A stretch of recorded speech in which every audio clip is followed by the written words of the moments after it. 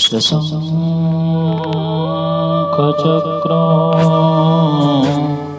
सकिरीटकुण्डलं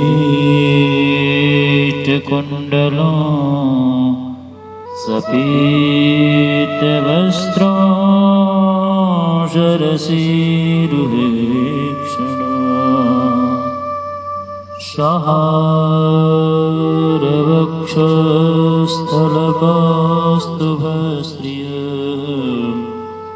नमामि विष्णु शिरसा चतुर्भुजं श्रीमन्नारायणाय नमः। जय श्री सीताराम। हर हर महादेव। नारायण आप सबकी रक्षा करें। हम आप सभी के लिए लेकर प्रस्तुत हैं वैशाख माह की वरुथनी एकादशी। भगवान युधिष्ठिर वासुदेव जी को प्रणाम कर प्रश्न करते हैं, हे वासुदेव, वैशाख मास के कृष्ण पक्ष में किस नाम की एकादशी पड़ती है, उसकी क्या महिमा है, हमें बताने की कृपा करें। भगवान श्री कृष्ण कहते हैं, राजन, वैशाख मास कृष्ण पक्ष की एकादशी जिसका नाम वरुथनी है, इसी नाम से यह प्रसिद्ध है। यह इस लोक और परलोक में भी सौभाग्य प्रदान करने वाली है। वरुथनी के व्रत से सदा सौख्य का लाभ होता है और पाप की हानि होती है, पाप का नाश होता है। यह समस्त लोगों को भोग और मोक्ष प्रदान करने वाली है।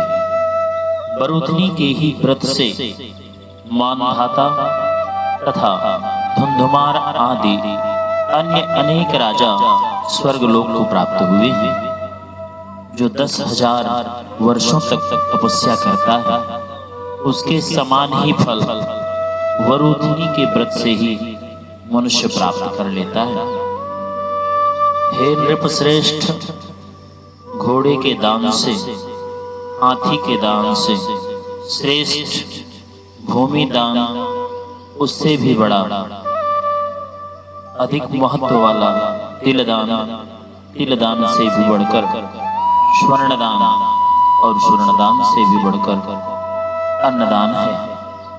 क्योंकि देवता पितर मनुष्य को अन्न से ही तृप्ति प्राप्त होती है।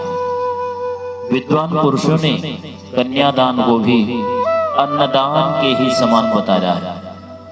कन्यादान के तुल्य ही धेनु का दान है। यह साक्षात भगवान का कथन है। ऊपर बताए हुए सब दानों का सबसे बड़ा विद्यादान है। मनुष्य वरुथनी एकादशी का व्रत करके विद्यादान का भी फल प्राप्त कर लेता है। जो लोग पाप से मोहित होकर कन्या के धन से जीविका चलाते हैं, वो पुण्य का क्षय होने पर यातना में नरक में जाते हैं। अतः सर्वथा प्रयत्न करके कन्या के धन से बचना चाहिए, उसे अपने काम में नहीं लाना चाहिए। जो अपनी शक्ति के अनुसार आभूषणों से विभूषित करके पवित्र भाव से कन्यादान करता है, उसके पुण्य की संख्या बताने में चित्रगुप्त भी असमर्थ हैं। वरुथनी एकादशी करके भी मनुष्य उसी के समान फल प्राप्त करता है। व्रत करने वाला वैष्णव पुरुष दशमी तिथि को काश, उड़द, मसूर, चना, कोदो, शाक, मधु, दूसरे का अन्न, 2 बार भोजन तथा मैथुन, इन 10 वस्तुओं का परित्याग करते हैं, तब एकादशी व्रत करना चाहिए।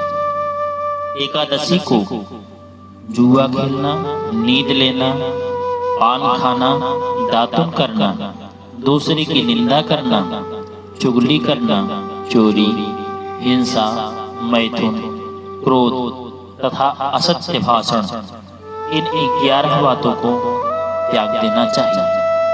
इन्हें स्मरण में भी नहीं लाना चाहिए, इनसे दूर रहना चाहिए। द्वादशी को काश, उड़द, शराब, मधु, तेल, पतितों से वार्तालाप, व्यायाम, परदेश गमन, 2 बार भोजन, मैथुन, बैल की पीठ पर सवारी और मशहूर इन 12 वस्तुओं का त्याग करके राजन इस विधि से बरोथनी एकादशी की जाती है। द्वादशी को बताई गई सभी वस्तुओं का त्याग कर देना चाहिए, उन्हें प्रयोग में नहीं लाना चाहिए, इनसे दूर रहना चाहिए। रात को जागरण करके जो भगवान मधुसूदन का पूजन करते हैं वे सब पापों से मुक्त हो परम गति को प्राप्त होते हैं। अतः पाप भीरु मनुष्य को पूर्ण प्रयत्न करके इस एकादशी का व्रत करना चाहिए। यमराज से डरने वाला मनुष्य अवश्य बरोथनी का व्रत करे। राजन, इसके पढ़ने से और सुनने से सहस्त्र गोदान का फल प्राप्त होता है और मनुष्य सब पापों से मुक्त होकर विष्णु लोक में प्रतिष्ठित। नारायण ने बरोथनी एकादशी की महिमा बतलाई, इसलिए आप सभी बरोथनी एकादशी का व्रत कर इस फल को प्राप्त करें। हर हर महादेव, जय श्री सीताराम। नारायण आप सभी का कल्याण करे।